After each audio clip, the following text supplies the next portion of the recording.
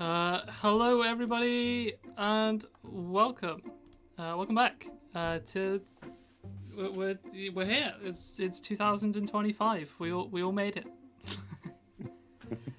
Hello, everyone. Yeah, it's me, Luke, joined by the others. We got art. We got stuff to talk about. I have my notepad here of things.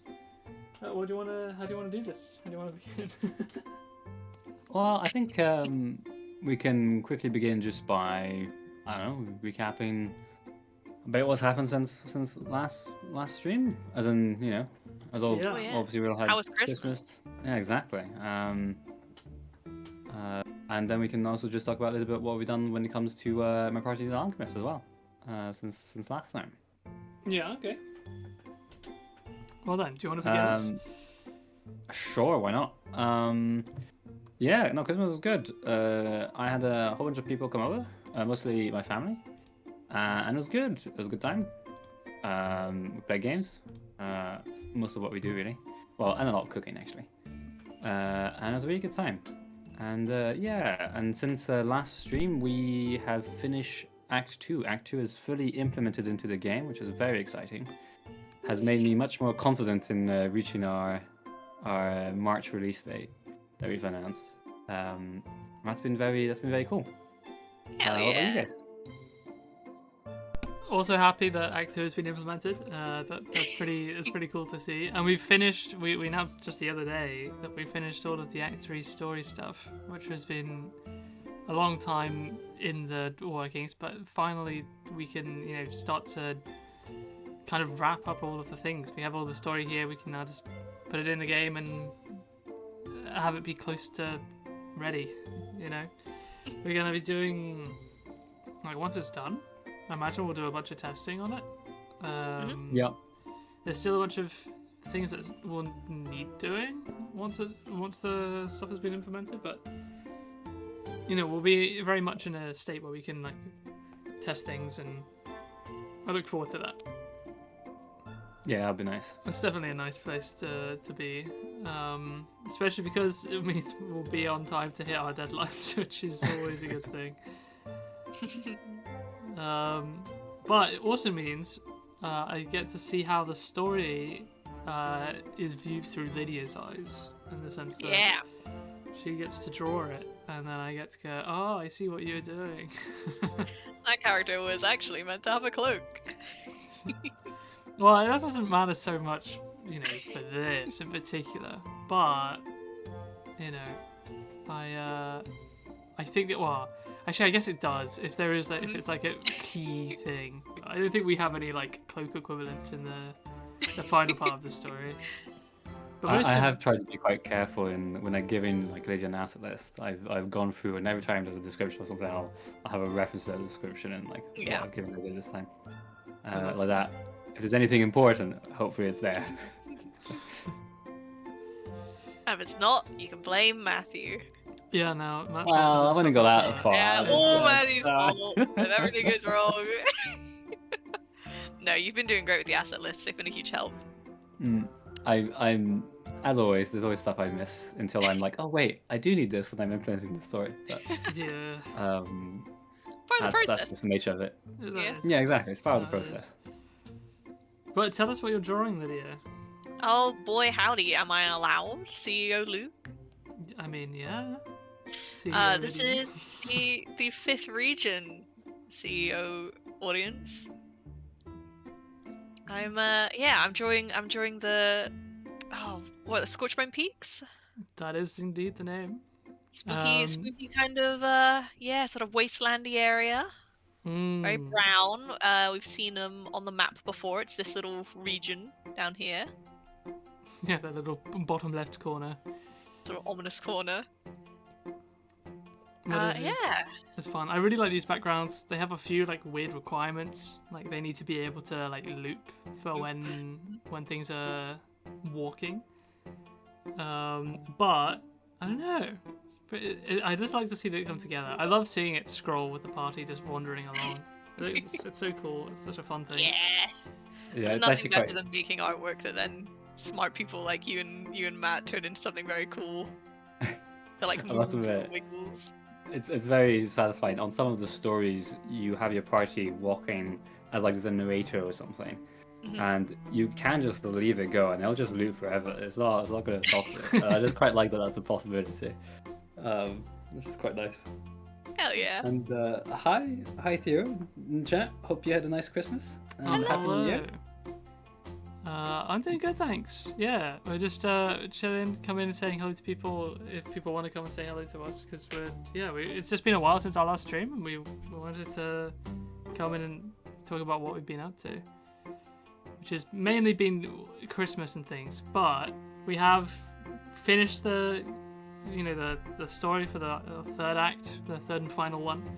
We've got the like game stuff, like as in all of the stories and things in the game for the first two acts at this point. So 2/3 of that is complete.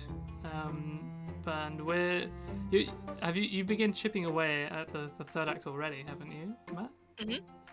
Yeah. I've done a couple of the like story sections of Act 3. I've done the ones that don't require any more assets than I already have.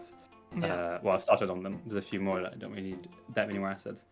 Well, I don't need anything like crucial to the story. But it's actually quite interesting implementing these stories, because it's always you're trying to. The stories I prefer are the ones where there's something a bit special that happens.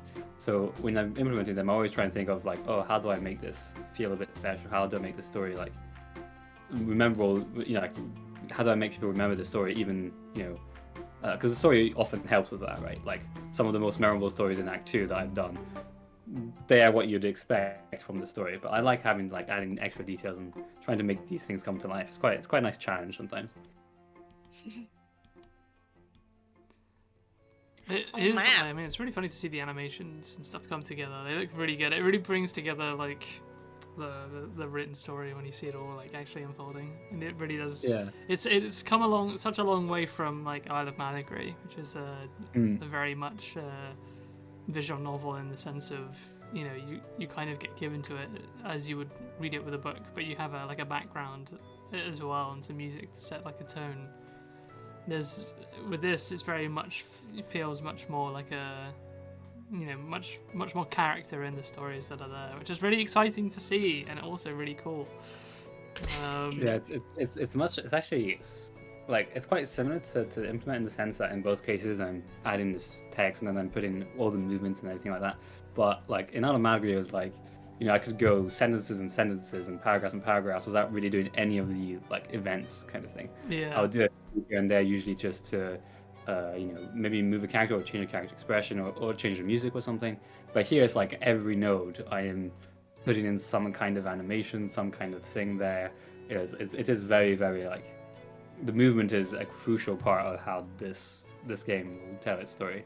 It's really cool because it really is like a growth from the previous project. So seeing it all come together has been really satisfying, at least from my perspective. I think I'm excited. I'm genuinely excited to like finish it all off and then play it and be like, yeah, it all works. But just because we finished the Act 2 and Act 3 stories, that doesn't mean the stories are over. There's still more stuff that I have to write. Yeah. I was going to say should we talk about Outposts, because we did a short recently on Outposts, and they will have different things in them. But one of the things, importantly, are various NPCs you can talk to. And so, Luke, I'll give you the floor. What kind of characters, what kind of stories can we find in these Outposts? Well, I had so when I was writing for the main story, there are a few like plot threads and things that I didn't have enough time, just because like there are only a finite number of levels and things that you want to fit in there, and some things are more like almost like side tangent storylines. Like we learn, even in the very first act that the first three characters, the three mages that come out, are have been sent by their master, right? To or like masters to go and get help. It's like go on the like initial quest, which is to go and attack the Demon King. However, or the Demon Lord even. There is like we never really get to learn too much about who they are in the main story, just because it isn't particularly relevant as things go on. And so some of these like small things I wanted to kind of like address in these side stories in the outposts. So one of the outposts that you can go to is the capital, where you can like meet these guys, and there are other things as well. Like for example, there are certain characters you meet in the story who are like there for like a limited amount of time when you meet them in an event. However, like some of those characters will then move like into an outpost where you can kind of learn more about them there. And then of course there are just going to be like people who are just already chilling in the outpost that you can speak to, and some of those will be just like extra lore about the world, and some of them might give you sneaky little hints towards some of the secret levels and things that we plan to hide. So there's a lot of fun for me to like basically sit back and think about like what I want to add here. And I got some plans. Especially for some of the secret level ones. I have one secret level one that is a little elaborate, but I think it'll be fun.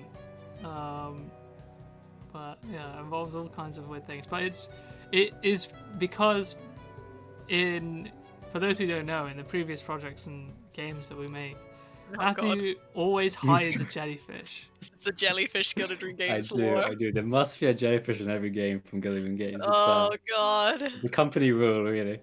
And even if we explicitly don't add a jellyfish, or if we do add a jellyfish and Matt doesn't think it's like sufficient enough, Jelly enough. like in Isle of Malagry, he'll like Yeah, they added a hide jellyfish one. item, but I did hide on it extra. Yeah, I'm very happy. Nobody else noticed. I was really scared somebody would find the asset and just delete it. I was kind of terrified. Where but is no, it? nobody Is it- found Isn't in it a the good main thing? It's like in the no, credits so- or something. Yeah, There's like a if you open the tiny credits pixel art menu- jellyfish, like 1% Yep. opacity hidden in like a credit menu or something. It's quite hard to Oh spot my if you don't know where it God. is. But there's a tiny, as it says, pixel art jellyfish in like just like low opacity. I think it's like That's not slightly okay. white, but it's on the white part of that background. It's great. Oh man. The problem is, like, I trust Matt, right? So I'm not like, because everything with a project like this, you have You have a like, lot of assets. you have a yeah, lot of you have a lot assets, of but stuff. like the project files and things, you end up in a point where there's too many to like notice if one or two appear or disappear, right? But you have source management, which is a tool that you can use to track changes, right, over time, and that's the whole point of it. It's great for managing multiple people working on the same project without, and managing the conflicts that occurs from that. But at the same time, it would also let me view, adding a jellyfish image. But I trust Matt, so I don't go through your Git commit I think I entries. thought of that entry because I'm pretty sure I there's no added way it you as like a name. renamed I think the the name was file? like test.png or something. So Oh, it wouldn't that's so be, sweet. it wouldn't Matt. have been remarkable from like the That's source. That's not. That's Um, not. That's an abuse of trust. No, I am quite proud. Anyway, to stop that from happening in this project, I have decided to make sure that the jellyfish and my party needs an alchemist is indeed sufficient enough for Matt to not sneak one in somewhere. Although he may try that anyway. I think now that I've broken Nick's trust once, he won't let me get away with it. I will be Like- checking.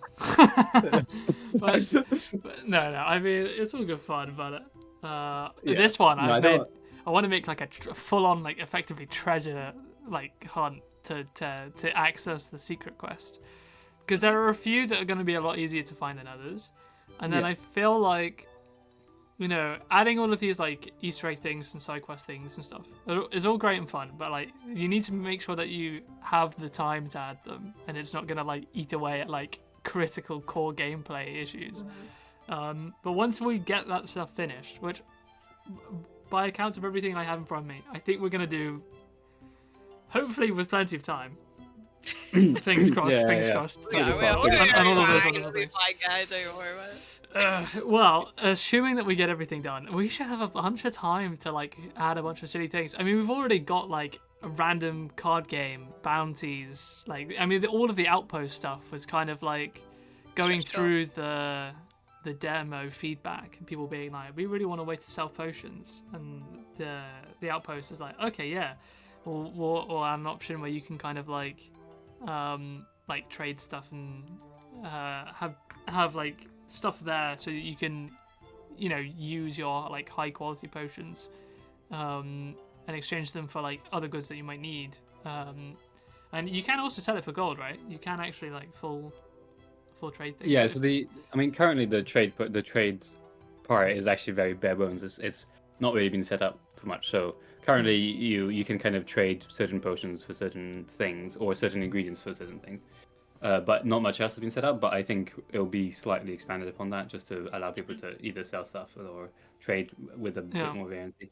I mean, a lot of that stuff So it's just a proof of concept, really. will be bare bones because like the outposts and things are like, I mean, they've been in the game for actually quite a long time now, but they haven't been a major focus because they're not like critical to the gameplay loop. Yeah, they're not high priority, so they've kind of been left in this dev state for a while. But I think they are one of those things that once they're done, they're going to be kind of really worth doing. Because like one of the things with the like with the tests and like with the people who we watch play for the first time, like either through like YouTube videos from people playing the demo or, you know, just like friends and family, is that something that we've seen almost everybody do at one point is they'll just like drive around the map.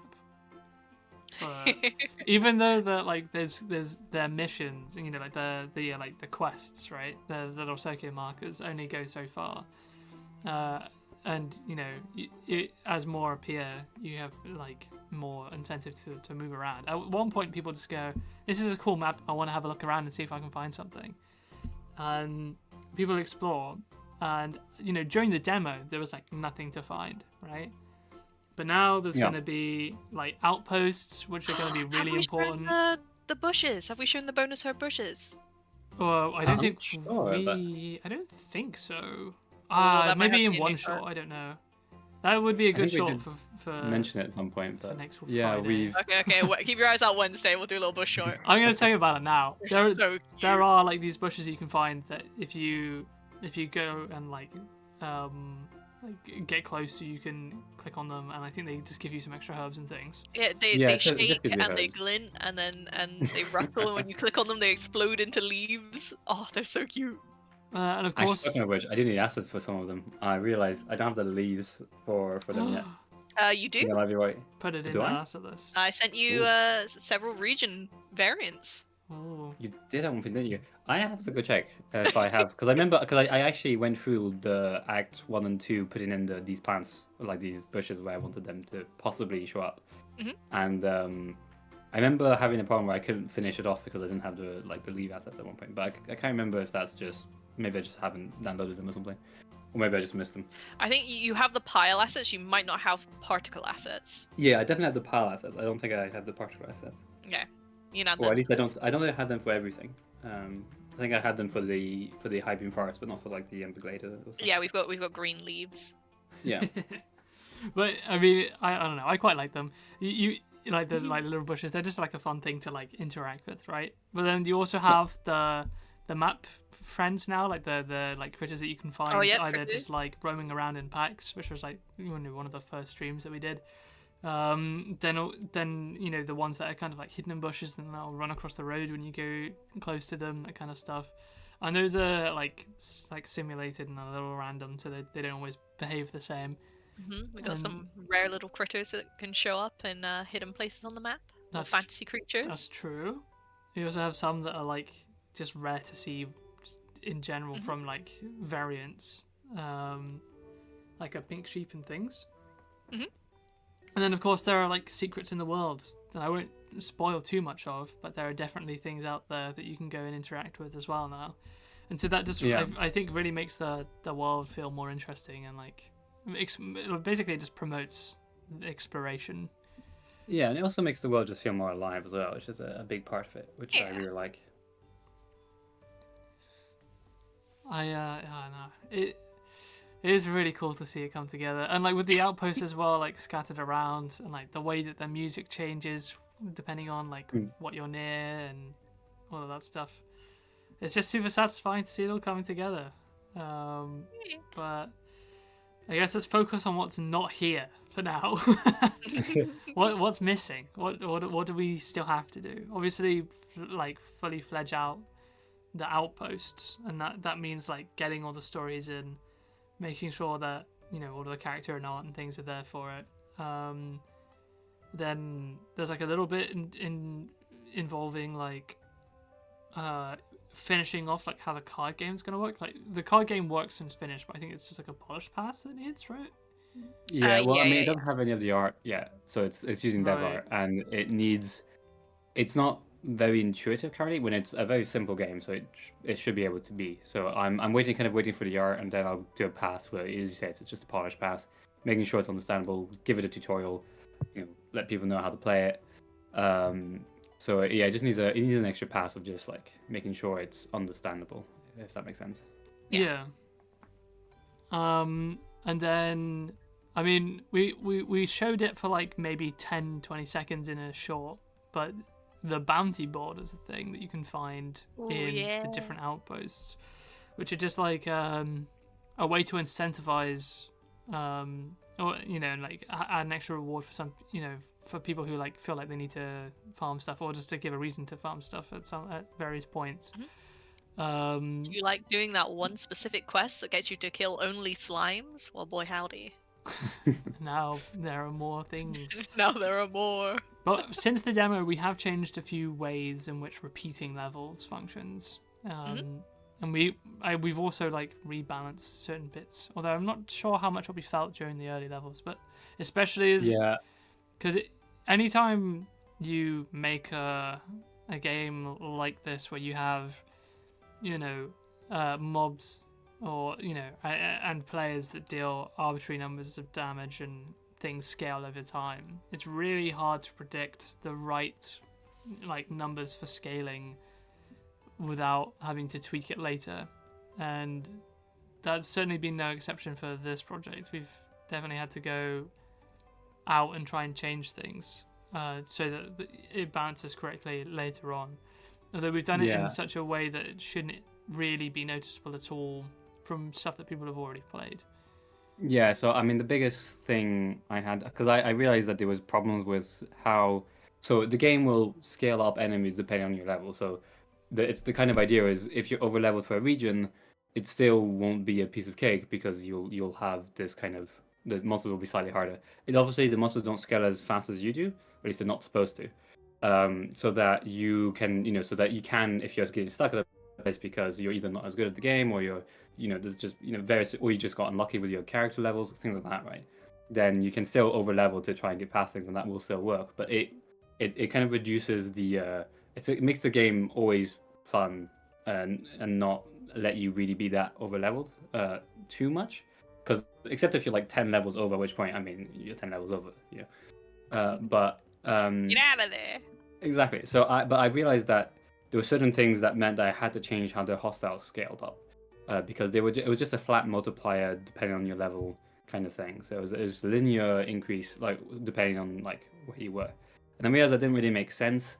I also realized that like if something was already really very strong, especially in the harder difficulties, they could actually get stronger faster than you leveled, which was a bit of a problem.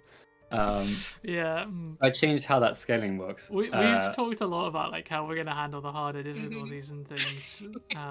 Yeah, you need to have pass with those ones because I don't think they're like, impossible now, but they might still not be, because I think the very hard difficulty in demo is actually not possible because I think most of the do actually just scale faster than you do, so leveling up just doesn't work as a method. But I will reach level 99 in the first area.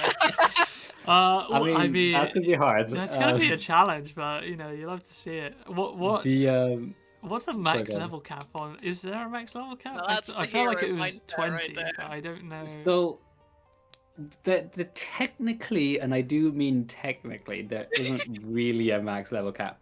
But getting anywhere past 20 is hard. But you don't tell them, they'll never stop. Right. No, so what I've done is... So you're telling me there's a chance? Kind of. I'm actually not sure.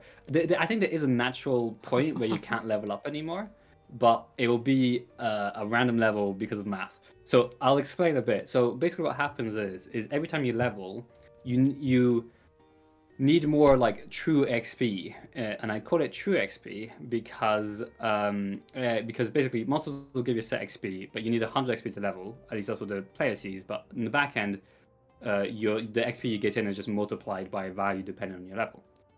But once you reach level 20, for every single level, the number of XP that you need is double the previous. Right, and level 20 is already a lot of XP to get there, right? So, eventually, once you get to level 30 or 40, right, I think it's possible, but like you'll need so much XP that you might not gain any XP on even the hardest mobs at one point. And if you get to a point where no mobs gives you even 1 XP, then you can no longer level. So you're telling me we can't hit max int? But listen, 90% of alchemists stop just before they're about to. Oh, true. That's so true. Okay, so we can still reach level max int. That's what I'm hearing. I don't think people will get past like.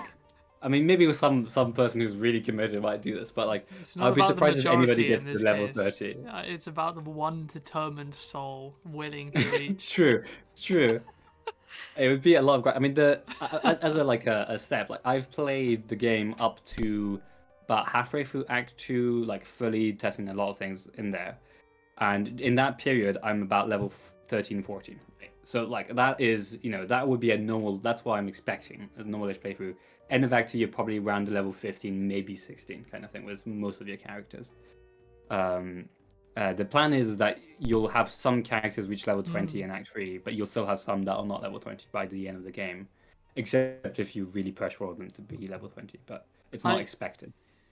I really look forward to actually see how that comes. I want to reach a point where we can release some, like, to the people in the Discord, we can release some, like, test builds and see what their first runs look like, because, like, I want to know whether or not, like, the average person will decide to just try and keep playing through, like, and stay as close to, like, running the story as much as possible, or if they'll do what I would do, which is run, progress the story a little bit, grind, then, progress the story a little bit, grind again, and always stay, like, comfortably over-leveled throughout the entire story.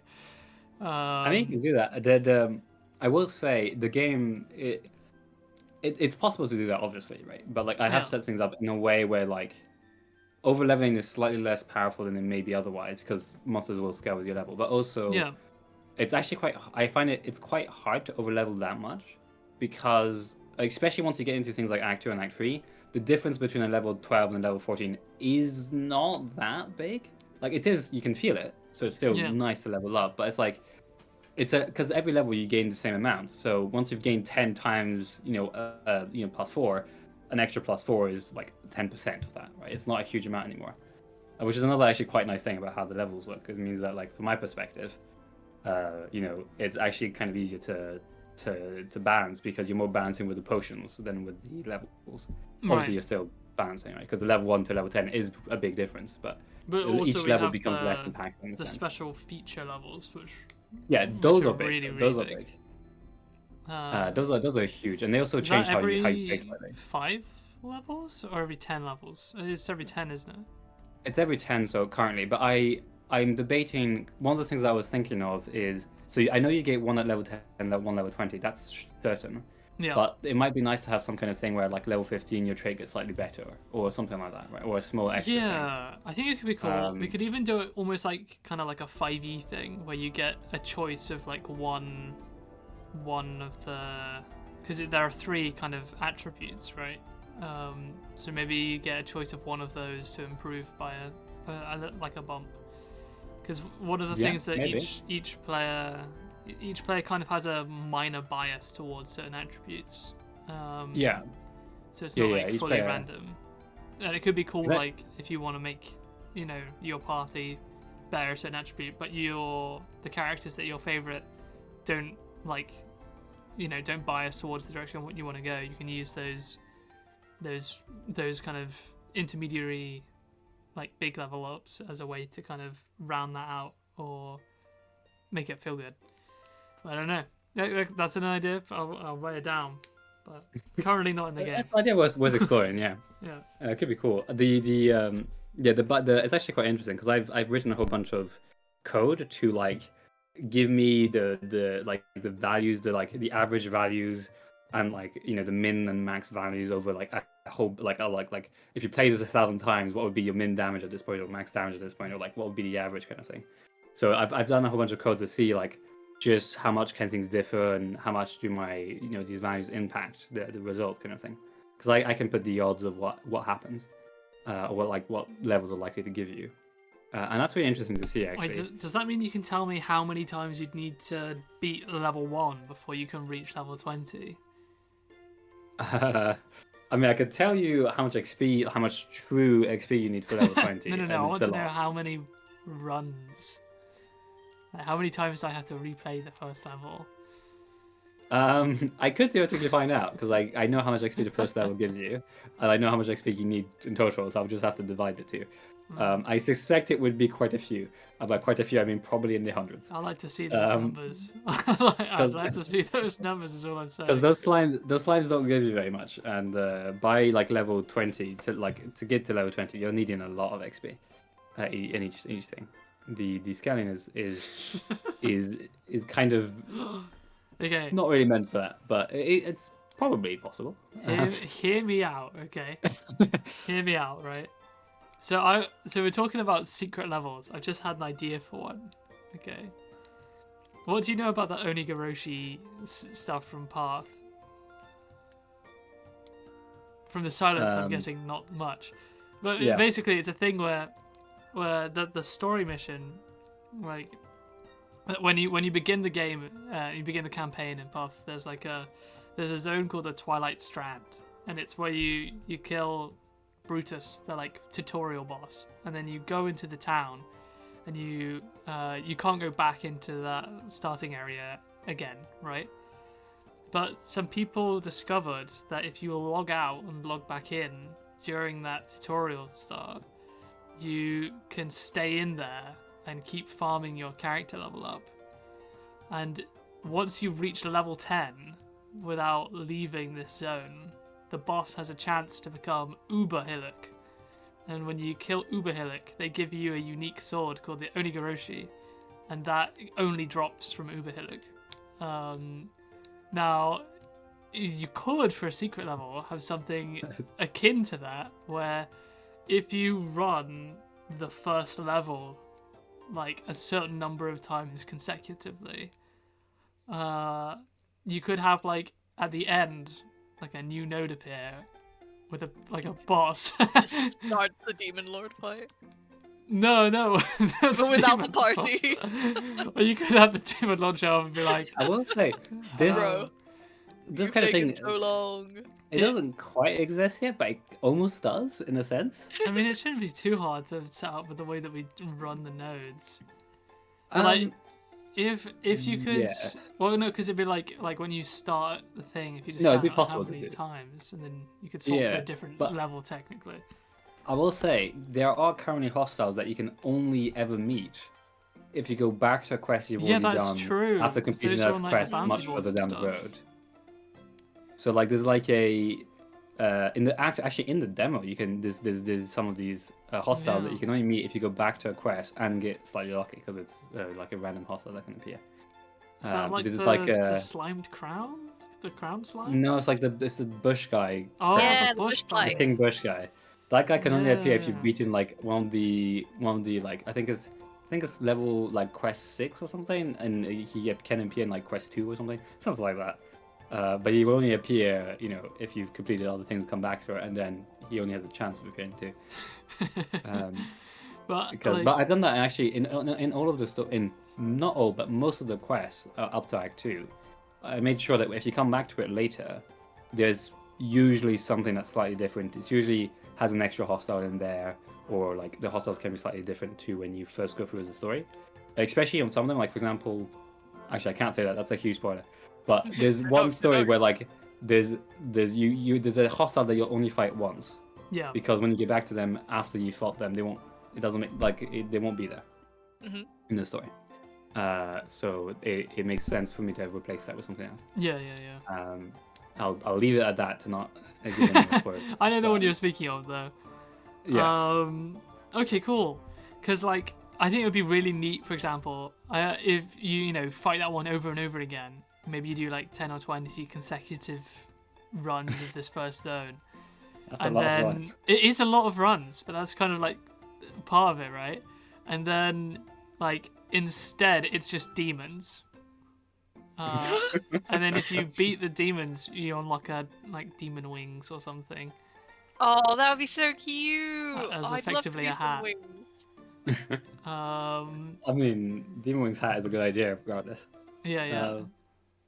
It's Talking stretching of the hat. definition of a hat, but it would Yeah, still I mean, we have count. a potion bottle as a It's a hat, and bag we have like fire heads as a hat. I feel like we're fired here. Yeah, but you don't like the demon wings would be on your shoulders, not on your head. But I mean, it's basic. I mean, it can be on your head, right? That'd be funny. yeah, well, Yeah, as long as it can be on your head, that's the definition of a hat. no, it should go on your shoulders for sure. But it'd be so cool Um, because like imagine you're playing through and you have like cool demon wings, and everyone's like, "Where did you get the demon wings from?" And you'll be like, "You'll never guess," and and they never will. It'll be great.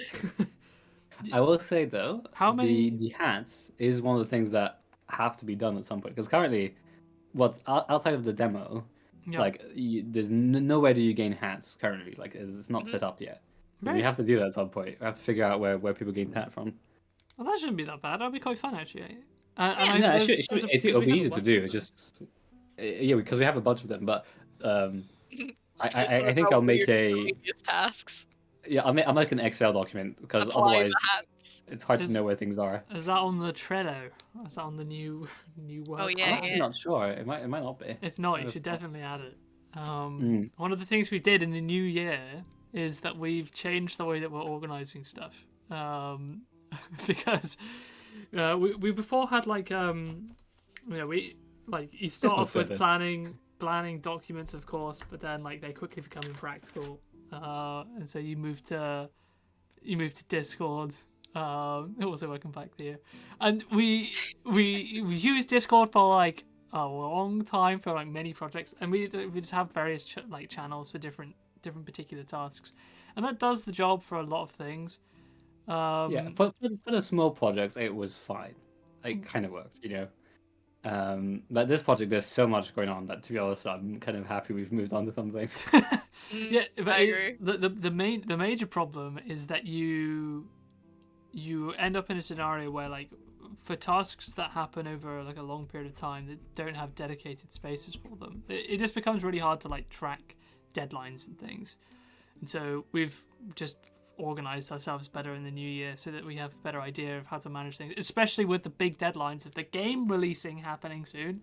We have to make sure that we're on top of it, and I think we've done pretty well so far. I think the only deadlines that have ever been late has been my fault, which checks out. I So think far, yes. But, fingers I'm crossed sure- I won't be to be the only fair- one, right? to be fair, none of my stuff that I've put on the show actually has a deadline. I mean, it does have a deadline, just haven't set a deadline because I've been lazy, I guess. Some of those are more like reminders for me. Like I have one deadline that's going to pass tomorrow, which is I need to go like check that the company like is sorted with the government stuff, because occasionally I have to go check tax things. And I was looking for a way to remind myself, and I was like, "Oh, to set a deadline on the on the thing." So it'll send me an email being like, "This is due tomorrow," and I'll be like, "Huh?" And then I got that email, so it's now in my mind, which is good, because the last thing you want to do is forget about government stuff, and then a year later get a letter saying you owe us money because you're late. So all is good. But yeah, Theo, we're just talking about completely random stuff, honestly. We've gone on a bit of a tangent. We've gone from talking about outposts to talking about secret levels to talking about level scaling, talking about secret levels again. Did go back on it, didn't we? To then talking about planning. And I think that's the full tangent arc. Well, should I bring the tangent arc to a new tangent? Please do. I can Take us away. So, one of the things I thought we could talk about today was, or actually, Lydia had the idea for this, but I'm stealing it as my own. That's your idea. Was your idea, the new potions. So I realized some point within the last couple of weeks, I can't remember when, that potions currently in the game as they are, they do a thing. So it's like a health potion will heal you, and a block potion will give you block, and a damage potion will make your party deal more damage. But that's it. Like, they don't do much else. They have this one thing that they do. And so far, I designed the entire game with just these potions that just do this one thing. Sometimes they're a bit more special. Sometimes they're not quite as obvious as just giving you stats. They're like, oh, give a hostile a 50% chance to miss, like the fumbling potion. That's one of the potions in Act 2. But they have their one thing that they do. And I was thinking to myself that this works, right? This is fine, and it's a good way of teaching players what potions are and how they work. But it is kind of limits me in what things I can do, and like it limits also somewhat the strategy of things, because it's like, oh, if I need health, I'll just do a health potion. And then I realized that like most games that have items, I think I was playing, I think that might have been last week when I was playing For the King with my brother or something, when I realized that like in For the King, you have things like you have equivalent of potions that do a very positive thing and a negative thing. So it's like, oh, you gain an extra action, but you are confused or something like that, right? And I realized that actually it might be once, because at that point players will be very familiar with the potion system. They'll be very familiar with how to use them. They'll have these strategies already in place on like what potion is best to use.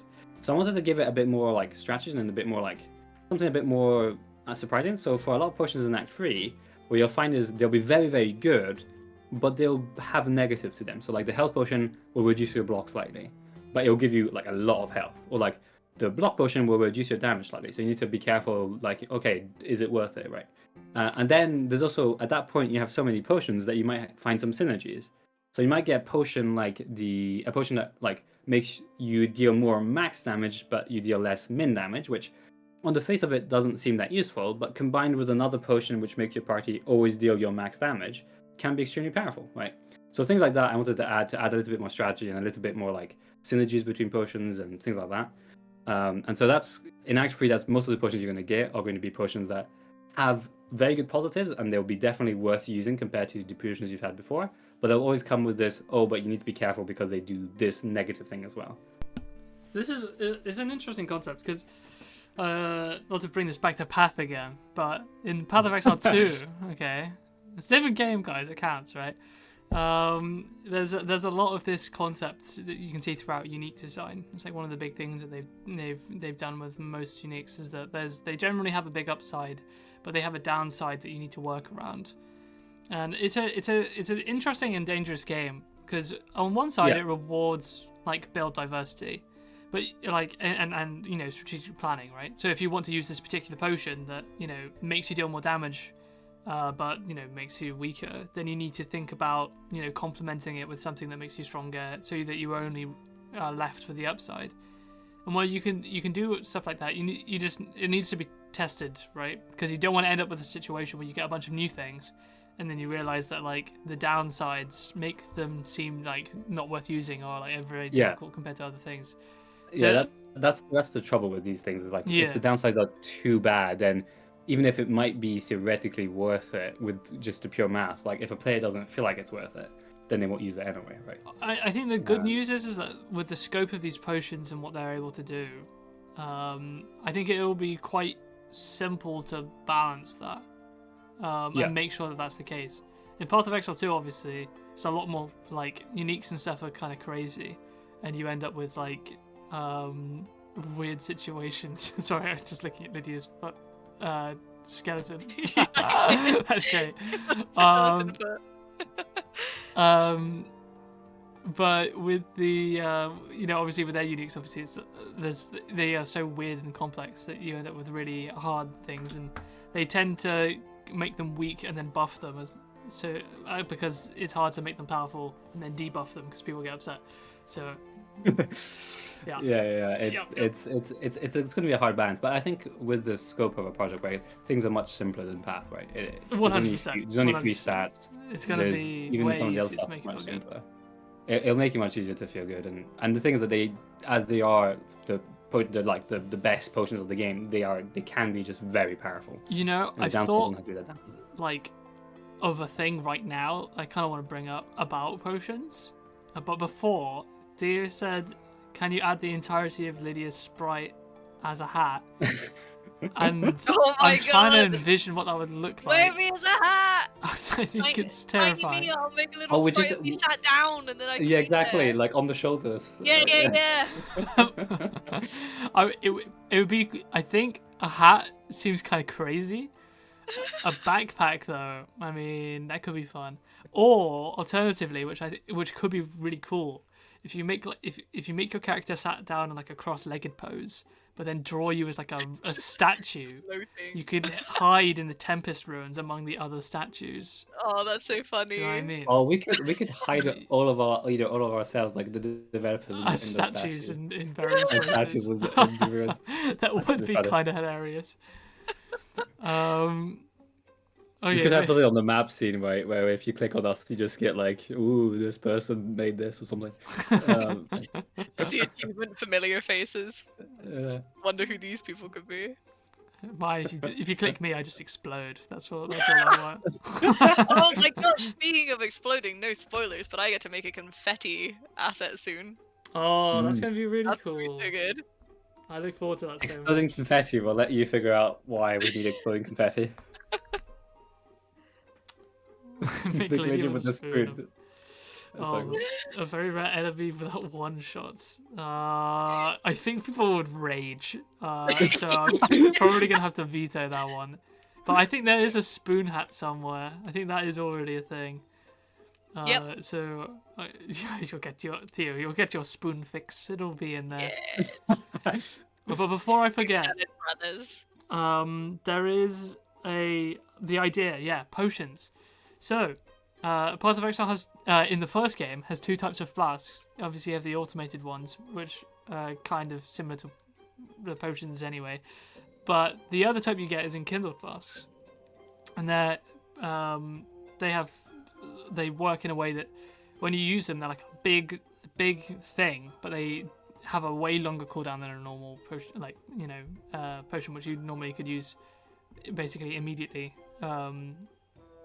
But what I'm trying to say is, one thing that we could do, like for a type of potion, in My Party Needs an Alchemist, is make something that's like a potion that you use, like that's effectively once per game. So it's kind of like an ultimate potion, if that makes sense. So you can only take one with you, and it could just be like a jug. So I don't know how that would work. Maybe it's like a type of potion that you make, or maybe it's something. When you say one per game, do you mean like one per quest? One per combat encounter. Okay. So, yeah, because that could be kind of fun. I know that there's already one potion in the game that's kind of like that from a mechanical perspective. But Yeah, there's one potion that you only need one of them for what it does. And Yeah. it does. I mean, actually, there's a few that you only need.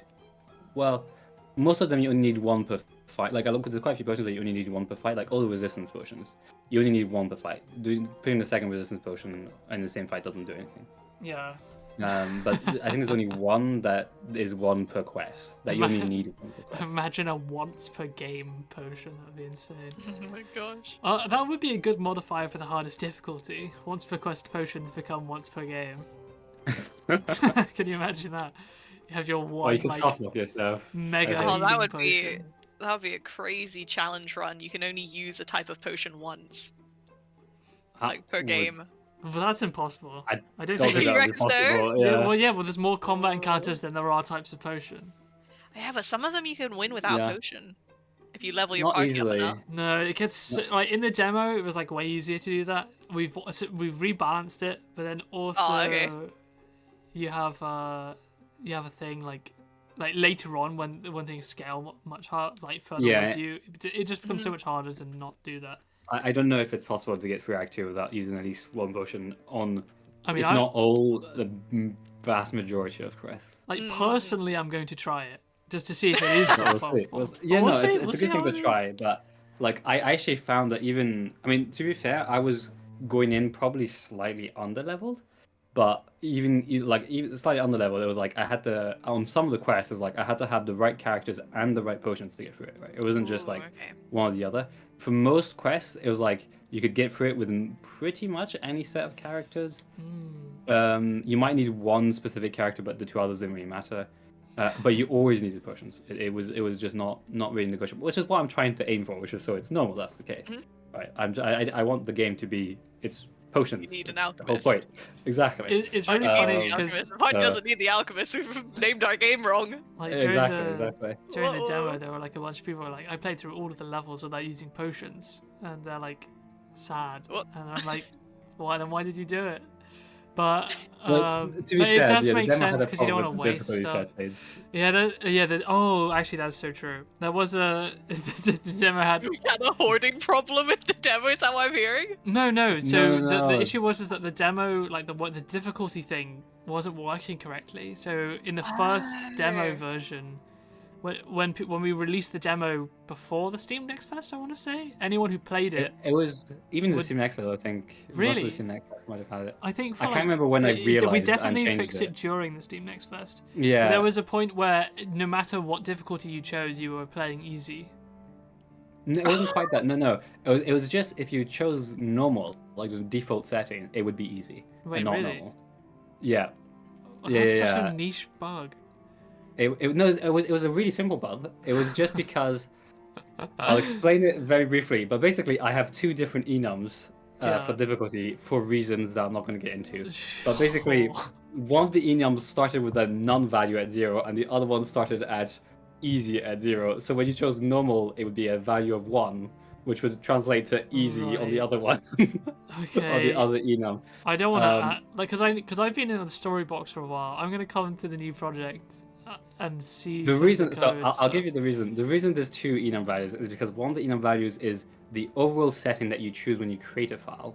But in the difficulty settings inside a file, you can change the gameplay difficulty settings as well as like the potion crafting difficulty settings, etc. Oh, okay. So Okay. Oh, those you're right, have you're off the separate hook, you're off things. the hook. That makes sense. That makes sense. So it just I've changed the system so that it doesn't use the int values, so it doesn't cast to the different enums, which is what I should have done to begin with.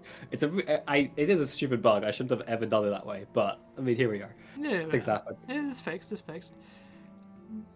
My party doesn't need an alchemist is a great achievement. We actually I talked agree. about Oh this. no! I So agree. during the demo, when it was still very easily possible to do this, we were talking about like it would be very funny to have that as a fun achievement. I'm pretty I think it confident should be gave an it a achievement similar for name. like. I think my party didn't need an alchemist should be like achievement for Oh, like. it's so fucking good.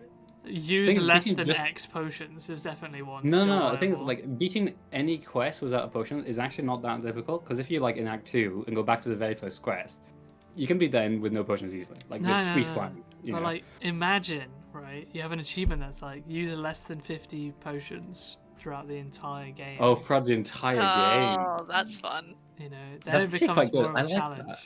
That is a challenge. Because then it's That is a like challenge. you can. It's about tactfully using one. Because Yeah, and it also means that if you fail a quest and you use potions, that sets you back. I would put it higher than 50, but I like that. Because then you could have an option in the settings, and this is feature creep live, which is like it shows you a counter of how many potions you've used. Oh, why is that that's good? fun. Why is do I that? like this? All right, I'll write that down. Potion counter. But I think it'd be nice to have an achievement just to like beat like maybe a boss without any using potions, because those are always going to be somewhat difficult. Yeah. Even the very first bosses are going to be difficult, even when you're level 20 without potions. Right? I think once we've released Probably some of possible, the playthroughs stuff, like for the people in the Discord, one of the things we'll probably ask is like if there are any achievements or things that you have, because we've got a few, but it's always nice to like get some feedback on what people playing it think is like an achievement. So that'll be something in the upcoming month or so that we'll be asking for. But I mean, that's a great one. The most party didn't need an alchemist. I love that one. So maybe I do like think that's if we a good have name. a setting that's like speedrun settings or something, It gives you like a playtime and then like Yeah, some challenge stats points. like how many potions have you used, how many potions have you created, all of that stuff. We could definitely have challenge modes. It Because shouldn't like be that difficult to implement. a But weird like another weird one is, technically speaking, is it possible to never, like, with the addition of the outposts, Yes, it is can Yes. you Never never make a potion. create a potion? no, No. Oh, of course you're forced to in the tutorial to move on. the tutorial forces you to use a potion and forces you to have a potion. No, because you You can skip cannot get that. past the tutorial. I swear you could skip Uh, it. no. Well, actually, maybe. Not the first time. I don't think. Yeah, you can. You just click the Not button in the bottom right. Easy. not normally, but you can actually remove tutorials. So if you remove tutorials, then you might be able to. But even then, I'm not sure you can get past the first quest without a potion. Like, it is built to be pretty much exactly as for your level 1 starting party. You basically have to use a potion to get past it. Watch I me. might be wrong about I'm that. gonna do it. But I'm you a- might be able to. You might be able to. Maybe if you just roll like really high 3 times and they roll low 3 times or My something. party maybe you'll needed get a through con that. artist, not an alchemist. I'm gonna arrive. I'm gonna be like, yeah, I can make potions. Yeah, I can do that. And then I'm But I never going to actually- make one. I'm only gonna purely buy them from somebody else. I I'm gonna be am like actually all the time interested. being like, wow, your potions are so good. Without you, we'd fail. And I'm like, yeah, this is all me. I did this. I'm actually genuinely interested to see, like, because obviously a lot of the potions recipes you don't unlock directly, like it unlocks to the shop, and so you have to buy them. I would be curious to see like what is the fewest number of potions you need to finish the game. You know what I mean? Like the fewest like different types of potions. So like, can you finish the game without ever getting like the Act 2 level potions? So just using regen potions or something like that. Like what are the potions? Like what's the minimal amount you need? I would be interested. My to know guess that. currently is 2. I don't know. But I really don't know actually. I might be wrong. No, Yeah. there are I might be wrong. definitely more than 2. 2 mean, is you- like you min, right? If you, assuming that you can grind for a long time, I reckon it's possible. I don't You know. I think so? I don't know. That's the thing. I don't know how easy it'll be for you to get for Act 2 and Act 3 with the starting potions. That's the thing I think is going to kill that. This is kind why of we run. gotta finish it, guys. I want to test it. I want to try it out. But we'll see. We'll see. It'll be interesting. It'll be interesting to see definitely. But yeah, no, it's a cool thing. Obviously, like as for a normal playthrough, where the entire purpose of the game is, to unlock all these different potions and to make them and to choose which ones to make, etc. Where these are like things for challenge runs or for people who are very invested. This is not supposed to be something that you do on the. It's not. I'm not making the game to fit that, but it'll be Make cool you to see if not it's make possible. potions. Yeah. Okay, some technical questions that I promise will have an interesting outcome. When you create a hat, can you is it using a prefab, or is it like Yes. Okay, Well, actually, I will say, how the system currently works might need to be reworked slightly because it was made when there wasn't character creation, yeah, Mhm. and some of the hats they don't really care about character creation, and it's fine. Like some of them, it's just you put a hat in the same place no matter what your hairstyle is. yeah. Some of them have changed, and I am not looking forward to having to make a different prefab, or at least position the prefab differently for every single different type of hairstyle. So Because I feel like it's maybe what's going to happen. So, but yes, they are prefabs. it sounds like the ideal use case for like bones, effectively. So it's like having a position, like a labeled point on the head that you can just track it. Yes, but it's actually slightly more annoying than that. Because, like, for Yeah, 'cause example, the head shape changes so much with the hairstyle. Oh, But really? yeah, exactly. It's the thing is like, two hats will not be put in the same position. Like I will not have the same will not have the same difference to any one point. If that makes sense. So like Yeah. if we like the eyes, for example, I can move the eyes for the different poses, and I know that the eyes are, bar some exceptions, always going to be the same distance from a central point on the head, right? So if the pose changes, I just need to make sure that that central point is in the right place, and I'm fine. The hats, a hat could be on the right side of a head for one hat and less high for another hairstyle, but then another hat may be on right for both hairstyles. And there's not much to, it's like, it isn't, so I can't really do that thing where I'm just like, oh, just position it depending on, this kind of thing. It's going to be, I think it's going to be a case by case, having to go through every hairstyle and see and make sure they fit. And if they don't fit, just position them, or like even make new prefabs depending on, like for example, hoods is going to be a pain because I'm going to have to mask the hair. And I'm going to make sure that it looks good on every single different hairstyle. Like that's going to be horrible. I'm not looking forward to it, but it's going to happen at one point. And it will be worth it. It'll be worth it. Yeah. I'll help you with that when it comes to it. We'll figure it out. The system might need to be changed. I asked, though, is like, is it possible to make hair like Z layer in such a way that it's behind? Oh yeah. That's already the case. Okay, cool. You already have hair that is that. What about hats? I mean, sorry. Sorry. No, you already have hats that do that. Okay. There's a witch hat that goes behind and in front. Excellent. Good, because I was thinking, if we're allowing, if we treat hats as more of like a hybrid thing, like more of a thing that can perhaps transcend the head, if you will, and have things like wings that can go on like the player's back.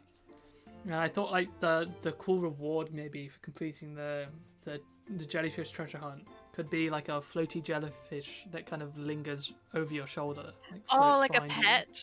You. Yeah. Oh, that'd be interesting. Oh god, don't get me in on pets, because that'll be a whole other rabbit hole that Matthew will have to sort out. Well, actually, pets are probably not that bad, to be honest. If it's just something that floats over your shoulder, that's actually not. That's probably easier than most of the hats. That would be pretty cool. But them people. But guys, think about it like this: once we add pets, you can do stuff like once you complete certain bounty boards, then you get the monster that you hunted as a little mini version. No! Okay, maybe we should go down the pet route. I'm seeing feature creep. You know what I mean? Like it's all possible. Yeah. I mean, the problem with pets is like something that floats over your shoulder, that's fine. But something that like is on the ground or like something, that takes space in the story, and so you'd have to change the story parts for that. The party has PETA, okay? We can't replace Exactly. True. Exactly. Okay. PETA's great. Talking of which, I actually need to. I probably have to go through some of the scenes and change what Heta does, because Heta might be a bit too static. Because for most of the characters, them kind of not doing much and just sitting there is fine.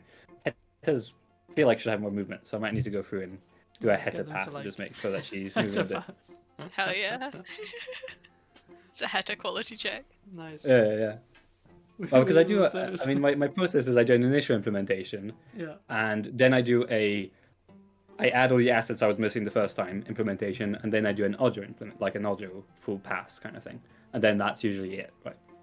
But sometimes I also go through again just to make sure that everything's smooth and fine. Sometimes. Usually that's only happens when like we play it and then we realize, oh wait, this doesn't quite work, so we'll go through and change it back or change it to something. So there's a few passes. I call them passes, what they are. Yeah, no. I mean, I wasn't disputing that. I mean, I like the idea of the hair's pass. Okay, cool. I mean, hell yeah. So maybe we add a floaty slime jellyfish thing. That'd be cool. I am all for this idea. Yeah. Can I see like a zoom out of the thing you've been drawing so far, Lydia? Oh, you can in just a second. I've been color these little dots. What are you adding? Like little sand piles? They're technically embers in the little like zoomed out bit, but they become sort of just like, I don't know, they're just little detail dots, embery bits. Detail dots, technical term. Detail dots. Nice. Little foliage bits, little scrubbing stuff growing back. Excellent. Little orangey doodads. Orangey doodads. Yeah. Technical term. Man. No, I like it. It's coming along. It is very cool. Oh man, are all the bones separate? That's the No, they are. No, I'm not doing that. I will be making separate bone assets though for particular story parts. I'm excited for that. That's very cool. Fun. Yeah, I know. Looking forward to it. What are you gonna do for the sky? Or are you gonna have it? I was gonna make it sort of like a purpley greyish. Okay. So it's like smoky. That could be interesting. Yeah. Do you remember we also can have not lightning, lighting. So we can Oh, yeah, change the true. lighting depending on things. We need to have more night scenes. That's one of the things. I added a couple. There's a couple in Act 2. That's good. You didn't ever explicitly. Actually, I think you had one explicit one, but there was one or two that could be night scenes, and I think I made them night scenes. Yeah. Just because, as you said, I quite like night scenes, and we don't have that many of them. But yeah, night scenes are cool. Actually, I could add one to the stories I did to Ash for night scenes. I think at least one of them could be. There are definitely a few. I just it was one of those things where like I didn't really think about it. I guess. Yeah. But I feel like it is cool to like show off some of the things that the game is capable of doing. So trying to get that in would be really good. No, I do a couple of fun things with lighting in certain places. No, I know, I've seen they look really cool. Like getting some of the weather stuff in as well is really neat. Like, I really like. I really can't look. I really look forward to seeing the snow in Axel's home village. Yeah. I think that'll really help tie it together. That will be cool. I mean, that's been implemented actually. It's already been done, I think. I don't think I've seen this now. See that later. No, it's been. It was. I mean, it was done last week or like end of last week, I think. Maybe even start of this week. That was basically still so it's been snowing recent. last week, Matt. We could have still posted that. It would have been relevant still. What did we miss? What did we just talk about? We talked about jellyfish following you, mini creatures. Oh yeah, having a jellyfish pet over your shoulder for one of the secret quests. Like that. Well, no, not this one. This one's special. Can you eat? Oh man, can you eat them? Oh no! That was the question. Better not. Absolutely not. Fish are friends, not food. Fish are friends, not food. Oh man, but on a designing topic, the outpost characters you mentioned earlier. Do you want to talk about them, Luke? Do we have any specific ideas? I'd rather not go too much into detail on it because I'm very likely to change them. But I can. Okay. We can go into a few if you want. I don't know. It's up to you. It's okay. It's okay. Actually, we'll we save can it talk. next week. We could talk about the masters, right? Because I feel like they probably have like the mages masters nowadays. Do they have any like? Is there anything that you want them like? How do you want them to look like, or do you not really know yet? Well, I mean, probably just like, go relatively rare with them, make them kind of like, well, because there are a few, right? Obviously, because there's one, I can't remember which way round it was, but there was either one for each or one for them all.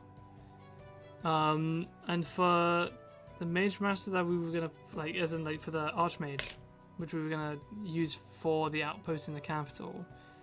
I want to say we were going to use Renners because they were like mentioned earlier in the story. No,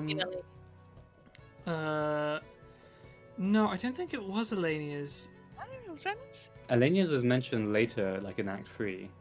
I know that much, Yeah. but I don't know if she's mentioned much before that. One of them, anyway. And I think they were going to basically just like, because the way that these characters work is that I kind of want them to kind of just be sat in the outposts. Some of them kind of come and go as you progress quest states. So I wanted them to have like different dialogue that appear at different points in time, right? So like if you go and talk to them like immediately out of the gate, they'll kind of be like, they're kind of like a jolly nice like old guy basically, but they'll be like, they won't really talk to you until you've like, you know, effectively formed the party with the mage, which happens very early on, like immediately effectively, but once you've officially joined the party, then they'll be happy to tell you a little bit more. But then like once you do certain events, like, you know, like complete the first mini arc boss, they'll be like, you know, more willing to talk about characters' backstories, how they met, like that kind of stuff. And then there are a few things like later on, you go to a ruin and look at some runes, and Rena mentions that she used to study like runes, and she reads some of the runes there, and then you can go back to the capital, talk to the Archmage, and ask more questions about what these runes mean and like the history of them. So that's the kind of idea of like some of the stuff that I want to have these people capable of doing. And then obviously, if you do manage to defeat the Demon Lord, then going back and talking to and telling them that they completed them, like the quests that they were sent out to perform, and like see what they say, and like how they react to that. There's like quite a few things in terms of like quest states and how I want them to progress that I think will be really neat. And then there are like a few really weird characters that I want to put in there. The knight is an example of one that isn't there by default, so there's like an empty chair for a while in the capital. Oh, the scared knight? Yeah. Oh, I love his character design. I'm so happy he sticks around. Yeah, so they're not there until, you've nearly finished Act 2. But once you basically manage to complete the mission that he's in, he will basically leave and go back to the capital, where you'll be able to talk to them. And I'm still debating like the depth I want to go with some of this stuff, because like I think it's probably too much to have them have different dialogue depending on when you first speak to them / when you last spoke to them, because it could be a kind of thing where if you wait ages without talking to the Archmage, I've like got a few things written down for like things that they could say if they've like after you've defeated the Demon Lord, you talk to them for the first time and they're like, oh, so you're the person that they've been writing to me about, and that kind of stuff. So there's lots of like possible things I think that can be explored with the little side stories, and I'm excited to explore it and to like have a look into some of the places that aren't talked about so much to make them feel more real and have the world feel more have more depth to it. But I feel like I have more freedom to have like certain aspects of story because it's like an opt-in story, right? So like with the main quests, the story sequences don't tend to be all that long like per quest, because every character archetype is going through here, like the people who just want to fight, and like the people who are here just to get resources to go craft, like the people who are into the story, right? So only a minority of players are going to actively really want more and more story. Most people will be content with what's there, and then some people won't want the story at all and want to try and skip through it, right? If I do my job right anyway, that should ideally be about right. I actually feel like you might be a bit pessimistic. I think like one of the draws of the game is going to be the story.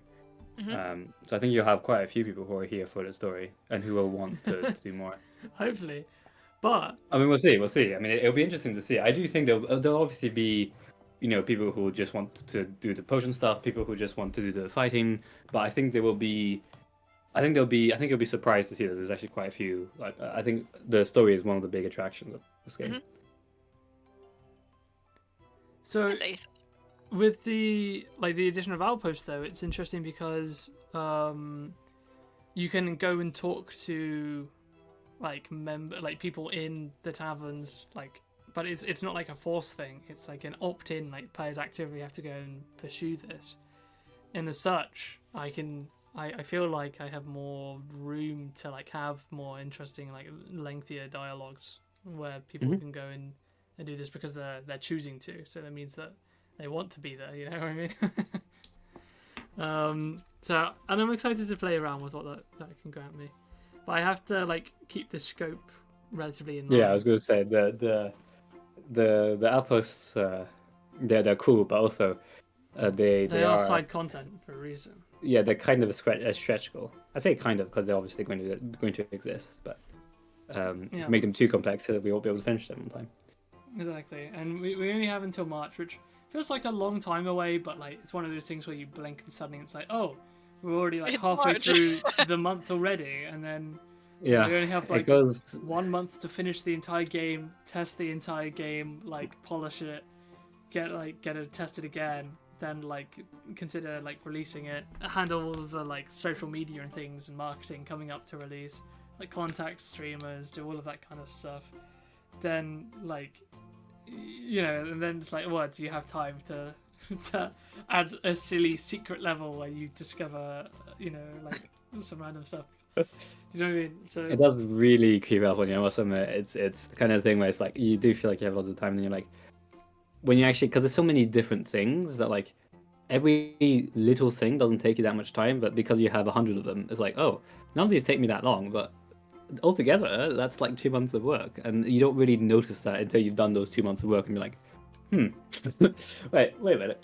But this is why like us changing our planning method to be more conscious of this has been really interesting, and hopefully it really pays off, because I think it'll just mean that like we can say that we're going to release in March, and we can plan around that, and we can hopefully not be delayed.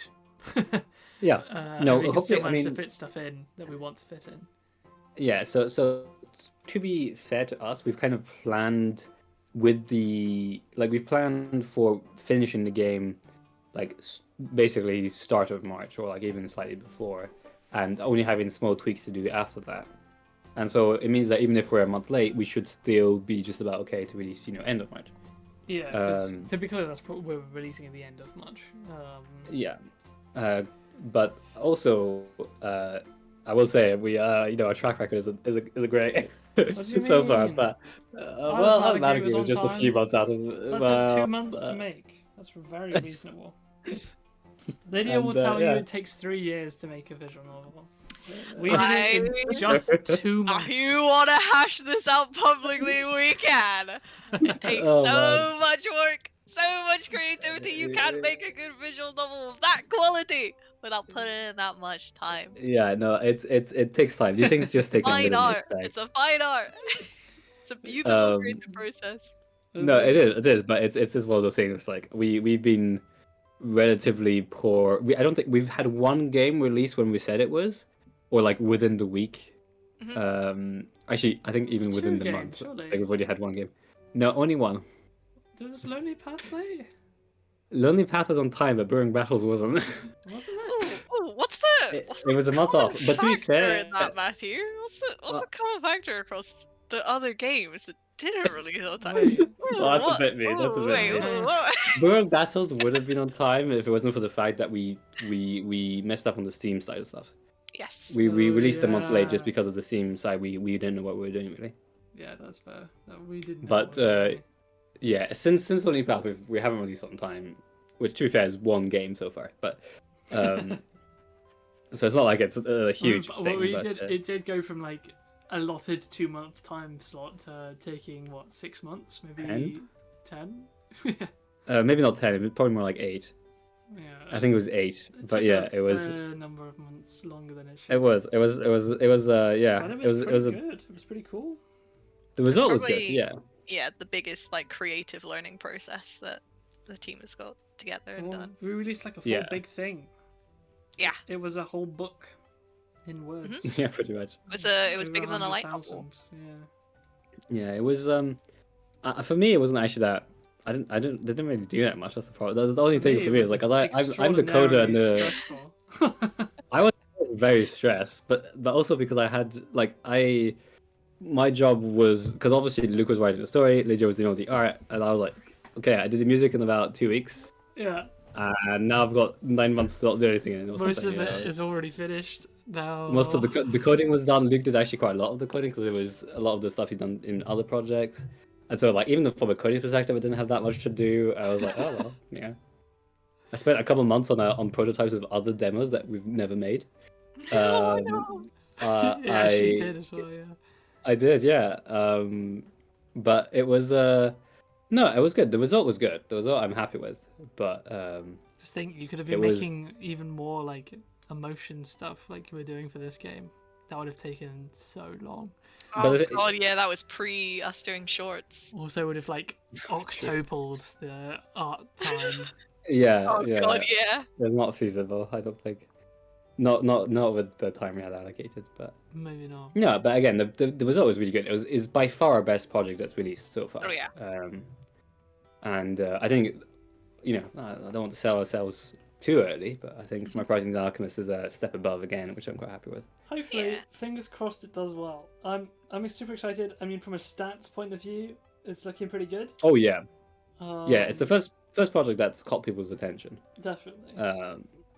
I don't know how much that is our marketing strategy changing. I don't know how much that is just luck. I don't know how much that is The game we're making a changing. game that people You want to guys play. doubted But me, but I'm telling you, it's the spoon. it's just food. It's all the spoon. Oh, You maybe guys you're gotta right. Maybe believe you're in right. the spoon. Maybe we just embrace the spoon. You just gotta embrace it. Give it. Yeah. Join us. To be fair, it's probably a mix of everything. Like, it's a mix of the marketing strategy Yeah, being it's a better. It's a mix of It's a mix. yes, a mix with the spoon. But yeah, no, it's been good. It's been very encouraging because it was very much this was if this didn't work out, right, this would have been our last project. Yeah, this is gonna be our last project. Possibly. But Probably we're holding isn't. on. We're going. We're gonna Yeah, fucking do it. the stats will make me think this is not going to be our last project, but Mhm. but when we started this, I was fully expecting this to be our last project because I was not expecting this kind of growth. But I mean, I'm not complaining. I'm a believer. Giving it I'm our now I'm a all. believer. Yeah. We're finally on the ladder. We're starting to climb. We've got very Yeah. exciting ideas for the future that I very much want to make. I'm deeply excited for Project 5 when we come to that. Project 5 is crazy. I've Project learned 5 is so absolutely much crazy. stuff for how I'm gonna change all of my like Photoshop layouts and shit for Project 5. I'm very excited. Project 5 is Yeah. really fun. I'm still I have this like I have the oin like I have so many projects I want to make. It's the problem. Mhm. What do you want to make, Matt? What would your ideal game be? Well, okay, That's games okay. that I want to make and like the ideal games for me are slightly different. But games that I want to make, there is at least two I can think of off the top of my head. Well, there's the prototype I was talking about earlier that I was making during Automatically. I want to make that at some point. So the concept was, it's a turn-based game where it's like a turn-based strategy. Think Into the Breach, if you know what that is. Actually, you can even think kind of a bit like Tactical Breach Wizards, which I've been playing recently. But that kind of like, it's a square grid and you can move your character around and do stuff. Now take that turn-based concept and kind of do the inverse of all those games and make it time-based in a way. So what you do is enemies move when you do, but the faster you do your moves, the more you deal damage, right? So you have a damage multiplier that over time just goes down, and so every time you make a move, it like gains a bit, right? So if you make your moves really, really quickly, you deal a bunch of damage, but obviously you're much more prone to making mistakes. Whereas if you're very slow and methodic, you deal significantly less damage, but you're much less prone to making mistakes. I think that And that's the like concept. the elevator pitch for it was super hot, but with ultra kill style meter. And Kind of, yeah. it's a 2D tile based strategy. It's like, for me, it's more akin to like Cryptid and Necrodancer, but not Oh, rhythm based, but that you still want to go yeah. quick. That's a good You know, it's one, like that kind of fighting, but like you want to go quick, and it's not music based. Though we could make it music based, but it kind of takes away from that like mix of like turn based and not turn based.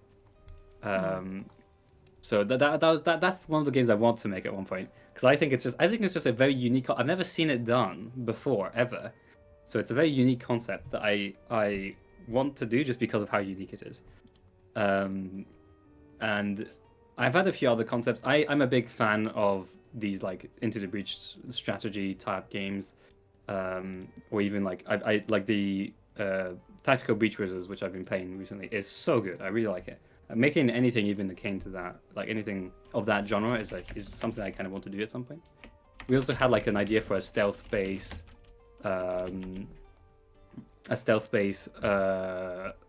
rhythm game. So like a rhythm game where you're going around trying to heist things.